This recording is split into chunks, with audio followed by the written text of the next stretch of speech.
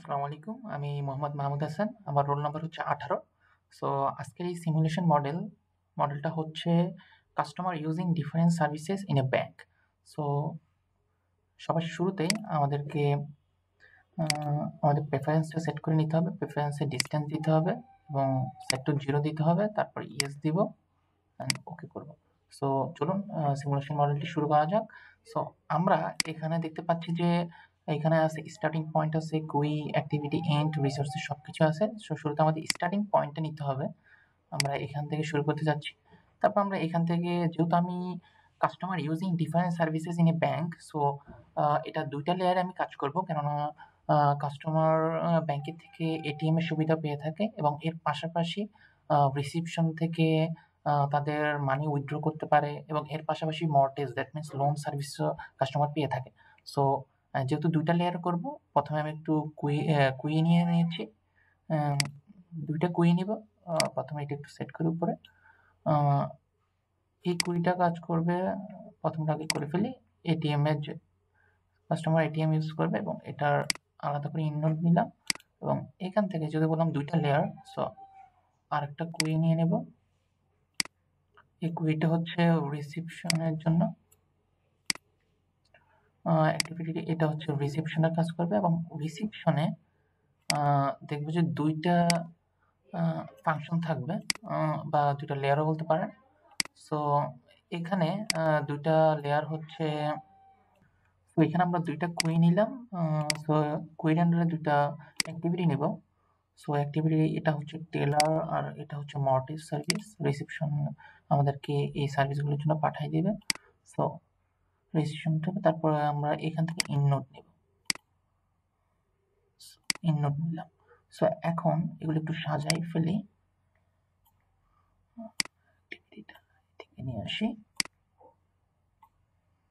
আচ্ছা, সো এখন এগুলোর একটু প্রপার্টিস এবং নামগুলো সেট করে ফেলি। সো এটা দেই স্টার্টিং পয়েন্ট বা স্টার্ট ইন, ওকে। এবং এটা দেখানোর জন্য আমরা শো করে দেব। তারপরে আমরা অ্যাক্টিভিটিগুলো দেখি।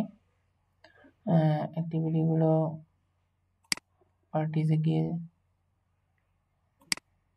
ওয়েট, আচ্ছা, নামগুলো সেট করি। এটা এটিএম এর জন্য অ্যাক্টিভিটি, ওকে। অ্যাক্টিভিটি 2 টা হচ্ছে রিসিপশনের জন্য। অ্যাক্টিভিটি 3 টা হচ্ছে টেলারের জন্য। আর অ্যাক্টিভিটি 4 টা হচ্ছে মর্টগেজ অ্যাডভাইজারদের জন্য।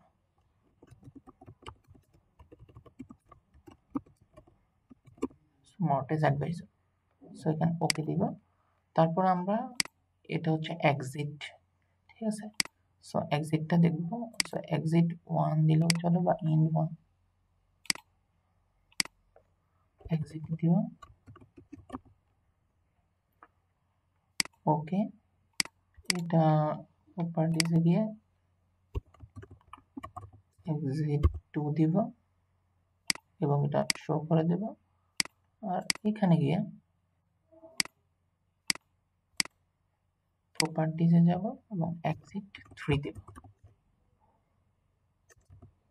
3, এবং এটা শো করে দেব। তো এটা হলো। এখন কুইগুলো দেখি। এগুলো আমরা শো করব। এগুলো চাচ্ছি আমি নিচে দিতে। সো নিচে দেওয়ার জন্য আমরা প্রপার্টিসে যাব। প্রপার্টিসে গিয়ে এখানে মাইনাস আছে, আমরা 5 দিয়ে দিলাম। সো আচ্ছা, ঠিক সেম ভাবে দ্বিতীয় কুইটা হচ্ছে আমরা শো করলে দেখতে পাবো। প্রপার্টিসে গেলে হ্যাঁ, কুই ফর রিসেপশন ছিল। আচ্ছা, এটা শো করে দেবো এবং প্রপার্টিসে গিয়ে এটা নিচে দেখানোর জন্য এখানে প্লাস দিলাম। আচ্ছা, চলে আসলো। ঠিক সেম ভাবে এটার আমরা দেখবো যেটা কি দেখা আছে, হ্যাঁ, কুই ফর টেলার। প্রপার্টিসে গিয়ে এটাও নিচে শো করবো, ভালো লাগবে। এবং দেখতেছি এটা ২ টা পাশাপাশি চলে আসছে। এটা একটু নিচে নামাই দেব।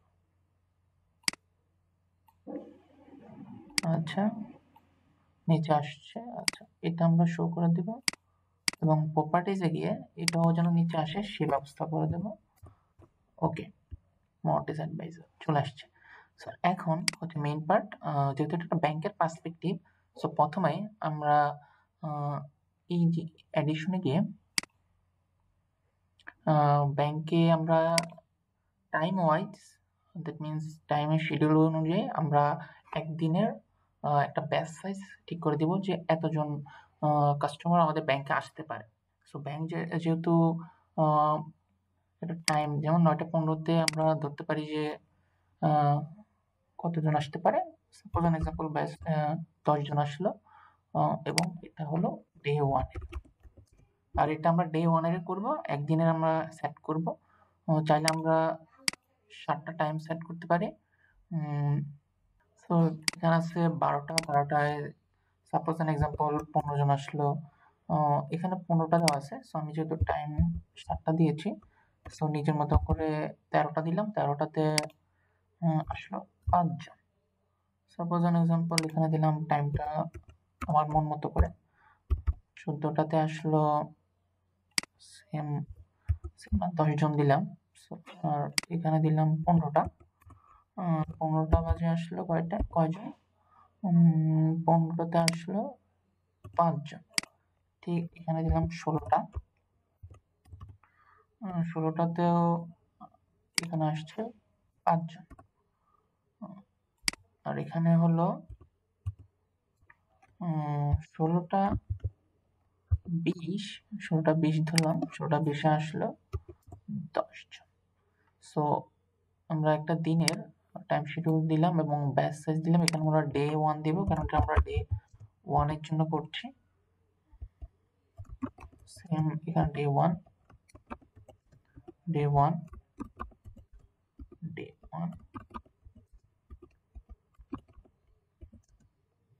আচ্ছা, এখন যদি আমরা একটা দিনের টাইমের উপর বেস করে একটা বেস আমরা ব্যাচ সাইজ ঠিক করে দিলাম। সো এটা অ্যাজাম্পশনের উপর বেস করে আমরা চাইলে আরো বেশি নিতে পারি, কমও নিতে পারি। সো এখানে একটা জিনিস করতে হবে, সেটা হচ্ছে রিপিট শিডিউল। তা আমরা তো এই সিমুলেশনটা একদিনের জন্য রান করব না। সো আমরা যখন রান করব তখন হইতে পারে 500 দিনের জন্য, 5000 দিন অথবা 10,000 দিনের জন্য। সো প্রত্যেক দিন যেন সে সেম পরিমাণ একটা ব্যাচ সাইজ সে কাউন্ট করতে পারে, সেজন্য রিপিট শিডিউল দিয়ে দেব, তারপর ওকে দিয়ে দেব। সো এখন পর্যন্ত একটা কাজ হলো।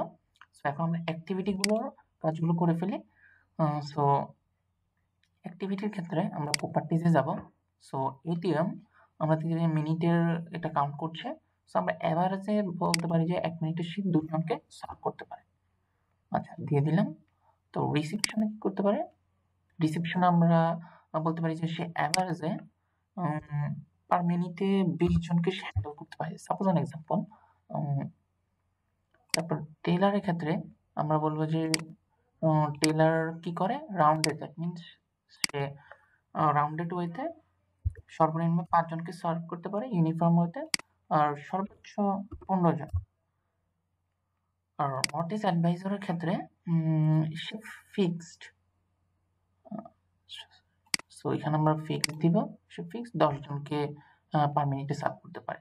সো যেহেতু এখানে আমরা ফিক্সড দিয়েছি, সো আমি একটু প্রপার্টিজ একটু যাই। সো এখানে আমরা ফিক্সড সিলেক্ট করছি 10 জন। সো এখানে আমরা একটু এফিসিয়েন্সিতে যাব, এফিসিয়েন্সি তার ডিটেলসটা দেখব, অর্থাৎ আসলে কেমন পরিমাণ সাপোর্ট দিতে পারছে। সো এখানে কি দেখতেছি, টাইম বিটুইন ব্রেক হোল্ডস, সে ব্রেক ছাড়া সাপোজ এক্সাম্পল 10 জনকে পার মিনিটে সার্ভ করতেছে এক্সপোনেনশিয়াল ওয়েতে, এবং time to repair, that means কেউ যদি সমস্যা ফেস করে তার জন্য সে অ্যাভারেজে 1 মিনিট সে নিতে পারে। ওকে, সো ওকে দিয়ে দিব, এটা হয়ে গেল। সো এখন আমাদের কুইরির ক্ষেত্রে একটা ক্যাপাসিটি আমরা কি ইনফিনিট দেব নাকি লিমিটেড করে দেব? সো আমরা এখানে লিমিটেড করে দেব। সাপোজ অ্যান এক্সাম্পল তার প্রসেসিং ক্যাপাসিটি হচ্ছে 1 দিয়ে দিলাম। আর এখানেও রিসিপশনের ক্ষেত্রে আমরা ক্যাপাসিটি দিয়ে দিলাম 1, আর কুই ফর টেলারের ক্ষেত্রে দিয়ে দিলাম 2, আর এখানে আমরা 2 ধরতে পারি। সো এটা হয়ে গেল। সো এখন যে জিনিসটা করব, যে আমাদের এই স্টার্ট ইনে আমরা একটা রাউটিং আউট বা রাউটিং অপশন সেট করব, যেন এটা বুঝতে পারি যে এটিএম আসলে কত পার্সেন্ট আমি দিতে চাচ্ছি আমাদের টোটাল স্যাম্পলে, বা যতটুকু রান করবো। আমি চাচ্ছি যে এটিএম এর 40% কুইর মাধ্যমে যাক আর 60% রিসিপশন হ্যান্ডেল করুক। সো কাস্টমার যেন এই ওয়েতে যেন আমরা সেট করে দিচ্ছি। ওকে, এই পর্যন্ত হয়ে গেল। সো এখন আমরা এটিএম এ রেজাল্ট অপশনটা সেট করব।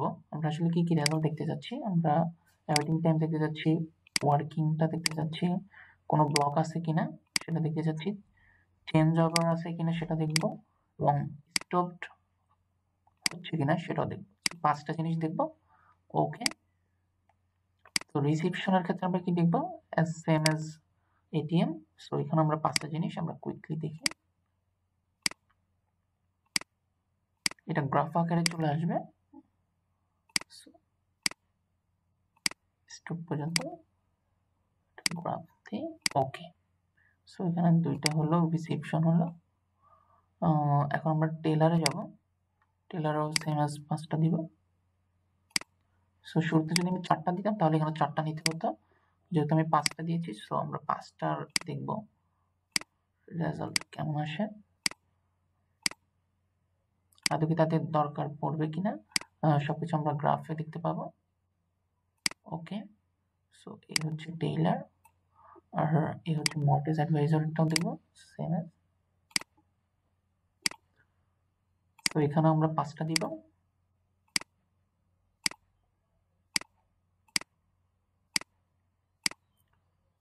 এখানেও ক্লিক করবো ওকে। সো এই হলো আমাদের অ্যাক্টিভিটি গুলোর কাজ। সো এখন সেম এজ আমাদের কোয়েরি গুলো আমরা রেজাল্টটা সেম প্রসেসে দেখব। সো কোয়েরির ক্ষেত্রে আমরা মিনিমামটা দেখব, অ্যাভারেজ এন্ড ম্যাক্সিমাম। সো এখানে কোয়েরি আছে কয়টা? 4টা। সো 4টা আমরা করে ফেলবো কুইকলি।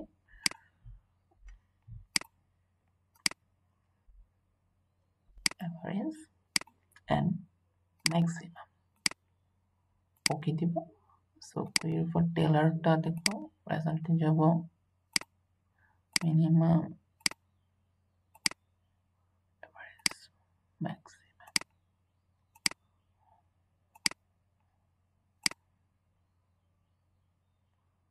Minimum, average, maximum.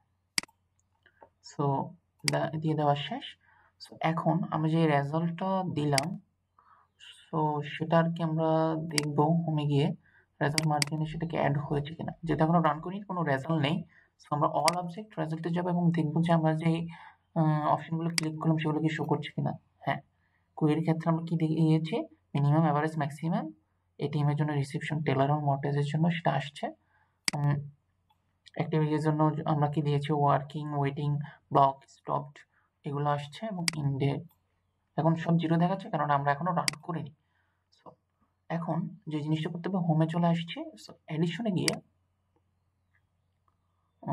এডিশনে যাওয়ার আগে হোমের, সো আমরা বিল্ডে যাব, ক্লক প্রপার্টিজ আগে সেট করব। সো ক্লক প্রপার্টিজ আমরা কি করব?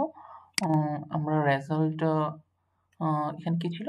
হ্যাঁ, রেজাল্ট কালেকশন পিরিয়ডে ক্লিক করব। সো এখানে উইক দেওয়া আছে, আমরা ডেজে নিয়ে যাব।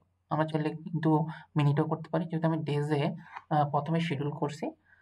সো আমরা ডেজে দেখব। আমি চাচ্ছি যে 10,000 ডেজে আমাদের সিমুলেশনটা রান হতে। ওকে, সো আমরা এখানে অ্যাডিশনালে যাব। অ্যাডিশনালে ওয়ার্ম আপ পিরিয়ড সেট করব। এটা মিনিট, যেহেতু আমি চাচ্ছি যে 3 ঘন্টার warm up period 180 minute, suppose an example দিলাম। ওয়ার্ম আপ পিরিয়ডটা আসলে সেট করা হয় যে মেশিনটা যেন একটা স্টেবল ওয়েতে চলে যেতে পারে এবং অ্যাকুরেট রেজাল্ট দিতে পারে, তার জন্য আমরা একটা ওয়ার্ম আপ পিরিয়ড সেট করে দিলাম। ওকে, সো ওকে ক্লিক করলাম। এখন আমরা হোমে যাব। হোমে গিয়ে আমাদের অ্যাডিশনালি গিয়ে র্যান্ডম স্যাম্পলিং 1 এ থাকবে। শুধু আমরা এখানে auto change random number on every restart এটা ক্লিক করব। ওকে দিব। তারপরে আমাদের রান ট্রায়াল সেটা সেট আপ করবো। এটা অটোমেটিক 5 থাকে, আমরা সেটা 7 দিতে পারি, 8 দিতে পারি। সো আমি 7 দিলাম, সমস্যা নেই।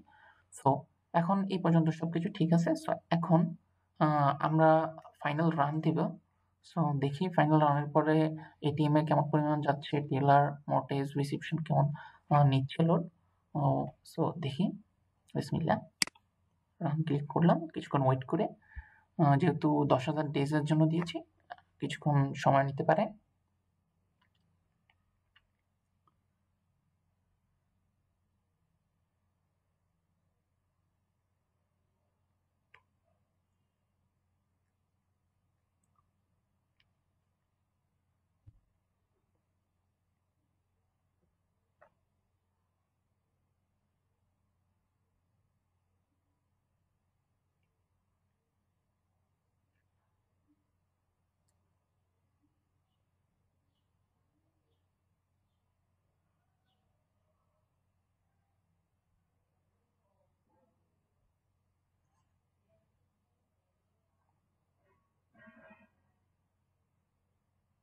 সো এই তো আমাদের অ্যাভারেজ টাইম ইন সিস্টেম সেটা শো করছে।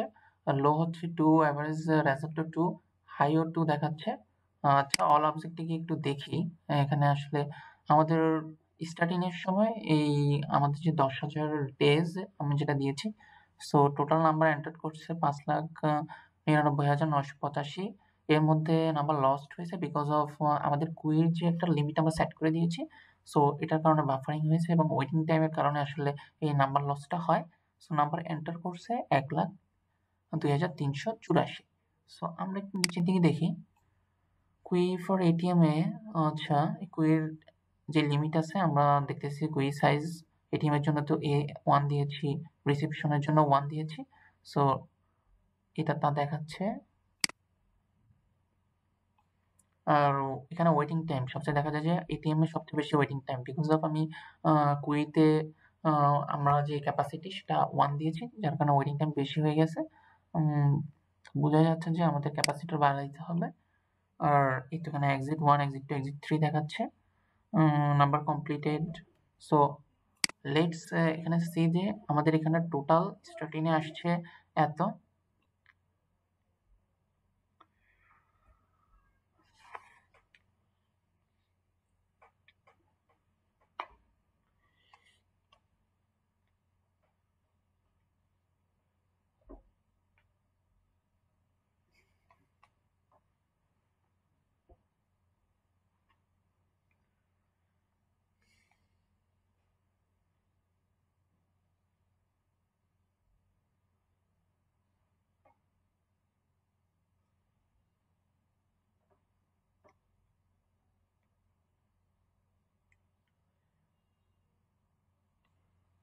তো এখানে আমরা দেখতে পাচ্ছি যে টোটাল এই সিমুলেশন মডেলটা এই ইন থেকে 1,02,384 এবং আমরা যে সেট করছিলাম রাউটিং এ 40% এটিএম এ যাবে।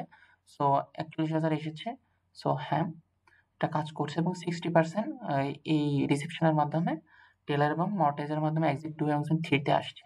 সো এখন আমরা দেখতে পাচ্ছি পাশাপাশি আমি যদি দেখি এখানে যে এই আমাদের যে গ্রাফটা রয়েছে, সো এখানে দেখতে পাচ্ছি যে আমাদের এটিএম এ সবচেয়ে ওয়েটিং পিরিয়ডটা সবচেয়ে বেশি। আর সবচেয়ে কম যদি ওয়েটিং দেখি সেটা হচ্ছে আমাদের রিসেপশনে। সো আমরা যদি ওয়েটিং পিরিয়ডটা কমাইতে চাই, পারফরম্যান্স বাড়াতে চাই, তাহলে আমাদের যে জিনিসটা করতে হবে আমাদের এইখানে কুইয়ের মধ্যে ক্যাপাসিটর বাড়াইতে হবে। সো আমরা একটু আবার ক্যাপাসিটর বাড়িয়ে রান করে দেখবো যে আমাদের ওয়েটিং পিরিয়ডটা কমছে কিনা। সো আমি রিসেট দিলাম, রিসেটের পরে এখানে যাব, ক্যাপাসিটর আমি বাড়িয়ে 3 করে দেব। এখানেও আমি বাড়িয়ে 5 করে দিতে পারি।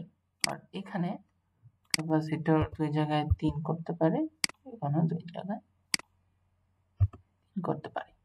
সো এখন যদি আমরা ক্যাপাসিটর বাড়িয়েছি, সো একটা আবার রান করে দেখি। আমরা 10,000 ডেসের জন্য দিচ্ছি, আমি রান করি, দেখি এখন কেমন পরিমাণ আমাদের ওয়েটিং টাইমটা আসে বা কমছে কি বাড়ছে কিনা, আমাদের সিমুলেশনকে অ্যাকুরেট রেজাল্ট দিতে পারে কিনা একটু দেখি।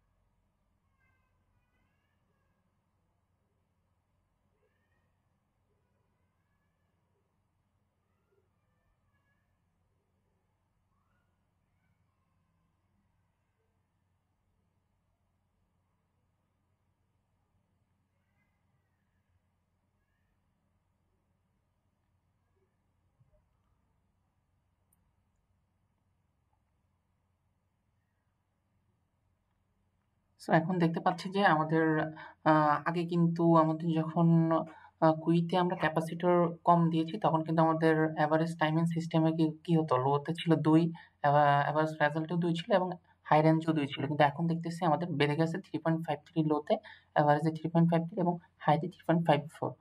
সো ওকে স্যার, এখন এখানে দেখি যখন আমাদের ক্যাপাসিটর বেড়ে গেছে তখন কিন্তু আমরা দেখতেছিলাম যে সিস্টেমে কিন্তু লোড আরো বেশি নিচ্ছে। তা পূর্বে দেখেছি যে যখন ক্যাপাসিটর ১ ছিল আমাদের ১,০০,০০০ টাকা নিতে পারত, এবং ক্যাপাসিটর যখন আমরা এখানে 3 করছি, এখানে 5 করে দিছি, তখন কিন্তু সে ৩,৩৬,০০০ টাকা নিতে পারতেছে, এবং সাথে, সাথে তার সার্ভিসের পারফরম্যান্সও বেড়ে গেছে। বিশেষত এটিএম এ সে সার্ভ করতে পারতেছে কাস্টমারকে ১,৩৪,১৬২ এবং রিসিপশনের মাধ্যমে সে 60% আ সার্ভ করতে পারছে। উম আর এখানে যদি আমি একটু দেখি গ্রাফে, এটিএম এ তার ওয়েটিং পিরিয়ড আগের থেকে কিছুটা কমছে, এবং ওয়ার্কিং পারফরম্যান্স ও কিছুটা বেড়েছে। রিসিপশনে ওয়েটিং একেবারে কমে গেছে। বিকজ অফ রিসিপশন আমরা কিন্তু কুইক প্রসেসে তার ক্যাপাসিটর একটু বাড়িয়ে দিয়েছি ৫, সো সেই হিসাবে আরকি ওয়েটিং কমে গেছে। টেলরের ক্ষেত্রে আমরা দেখতেছি যে তার ওয়েটিং কিন্তু আগে ছিল 80+, বর্তমানে 79, এবং মর্টেজে তার ওয়েটিং কিন্তু আরো কমে গেছে। সবচেয়ে লোয়েস্ট হচ্ছে মর্টেজ, এবং ওয়ার্কিং পারফরম্যান্স এবং বেড়ে গেছে। সো বলতে পারি যে আমরা যখন আমাদের আ ওয়েটিং পিরিয়ড কমাইতে চাইবো, সো আমাদের ক্যাপাসিটর বাড়াইতে হবে, কুইয়ের পারফরম্যান্স বেড়ে যাবে, এবং ওভারঅল বলতে পারেন পারফরম্যান্সও ইনক্রিজ করবে। সো এই ছিল আমার সিমুলেশন।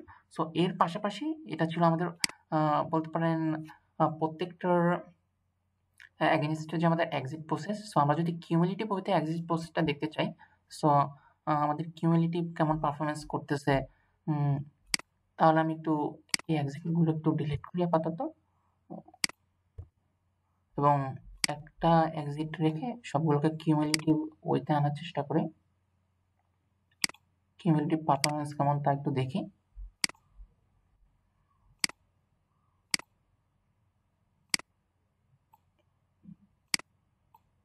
আচ্ছা, এই ছিল। একটু রিসেট করি। আচ্ছা, আমি আরেকবার একটু রান করি।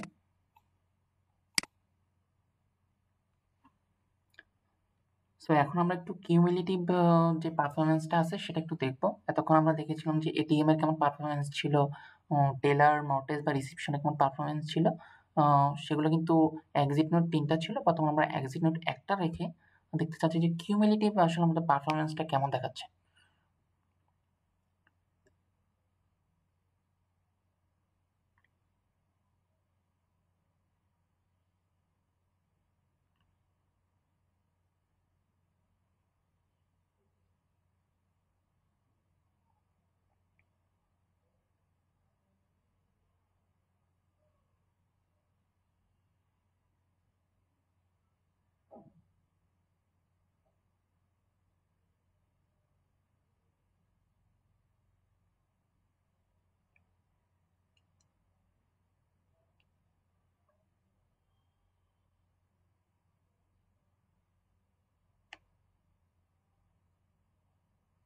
সো এখন দেখতে পাচ্ছি যে আমাদের কিউমুলেটিভ যখন রান করলাম তখন এভারেজ সিস্টেমের পারফরম্যান্স খুবই ভালো, হাই। লো এর ক্ষেত্রে 51, এভারেজে ছিল 51.51, তারপর হাইতে 51.64। সো অল অবজেক্টে গেলে আমরা দেখতে পারি যে পারফরম্যান্স নাম্বার লস্টের ক্ষেত্রে খুব কমে গেছে। বলতে পারেন পারফরম্যান্স হাই হয়ে গেছে। ম্যাক্সিমাম কুই সাইজ আমরা ডিফাইন করেছি যেগুলো, এবং আমাদের ওয়েটিং টাইম, এটিএম এর ক্ষেত্রে যদি আমরা কুইক প্রসেসে যদি ক্যাপাসিটর আরো বাড়িয়ে দিই তাহলে আমাদের ওয়েটিং টাইম আরো কমে যাবে। রিসিপশনে সবচেয়ে কম দেখাচ্ছে 15 পয়েন্ট সামথিং, টেলরে 79, এবং মর্টেজে 69% হচ্ছে ওয়েটিং টাইম। ওয়ার্কিং পারফরম্যান্স এর ক্ষেত্রে আমরা বলব রিসিপশন সবচেয়ে এগিয়ে আছে, যেহেতু 60% আমরা আগেই ডিফাইন করেছি যে রিসিপশন হ্যান্ডেল করবে। সো এটা ছিল। আর এখানে যা দেখতেছি এক্সিটে আমরা এভারেজ সিস্টেমে 51 নাম্বার কমপ্লিটেড হচ্ছে ৩,৩৬,০০৮। সো এই standard deviation 45, that means good ওয়েতে আছে।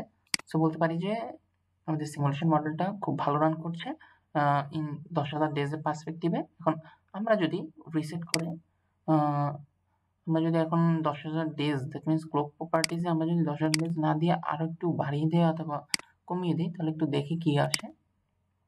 এখানে ১০,০০০ ছিল, আমি যদি ৮০,০০০ ডেজের দেখতে চাই,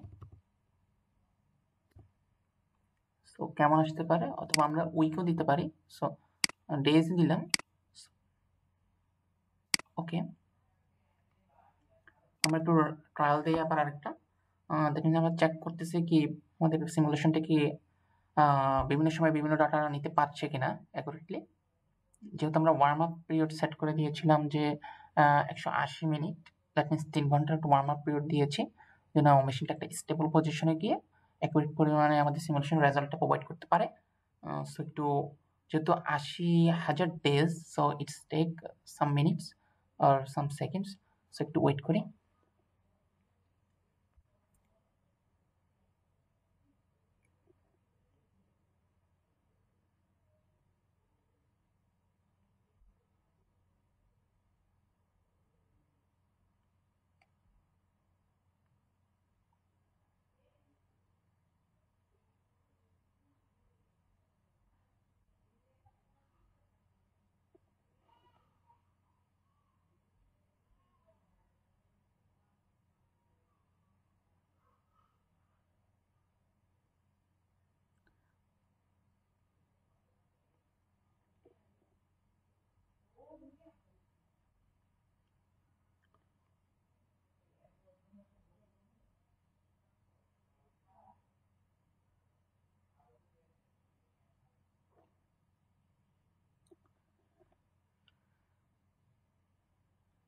আচ্ছা, কিছুটা টাইম নিচ্ছে।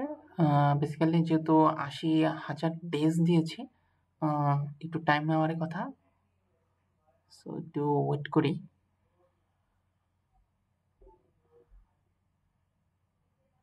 এখনো দেখাচ্ছে মাত্র 15%। আচ্ছা, 16% হচ্ছে মাত্র।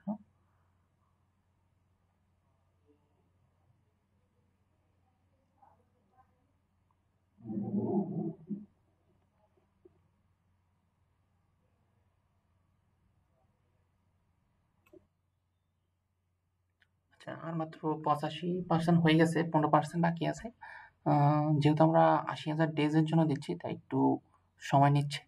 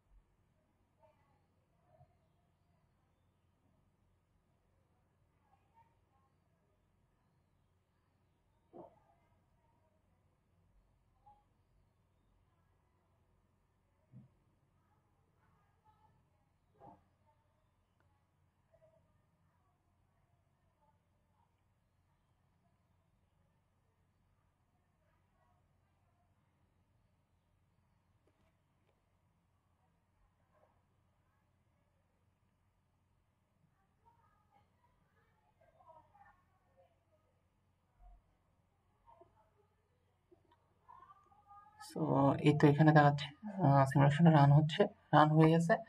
রেজাল্ট দেখাচ্ছে। সো এভারেজ সিস্টেমিং টাইমে দেখাচ্ছে লো হচ্ছে 51.48, এভারেজ 51.53 এবং হাই রেঞ্জে হচ্ছে 51.58। সো আমি একটু যদি গ্রাফ দেখি, সো গ্রাফে এখনো দেখাচ্ছে যে এটিএম এ ওয়েটিং ঠিক সেমই আছে ডিউ টু আমাদের কুইয়ের ক্যাপাসিটি কম। সো রিসিপশনের সবচেয়ে কম ওয়েটিং পিরিয়ড 16% এবং ওয়ার্কিং আওয়ার বা ওয়ার্কিং পারফরমেন্স হচ্ছে 83, সবচেয়ে বেশি। তারপরে যদি ওয়েটিং কম থাকে সেটা হচ্ছে মর্টেজে অ্যাডভাইজরদের, আর তারপর টেলার। সো এই ছিল আমার ফুল সিমুলেশন মডেলটি। সো এটা নিয়ে যদি কোনো কোশ্চেন থাকে অবশ্যই করতে পারেন। ধন্যবাদ। আসসালামু আলাইকুম।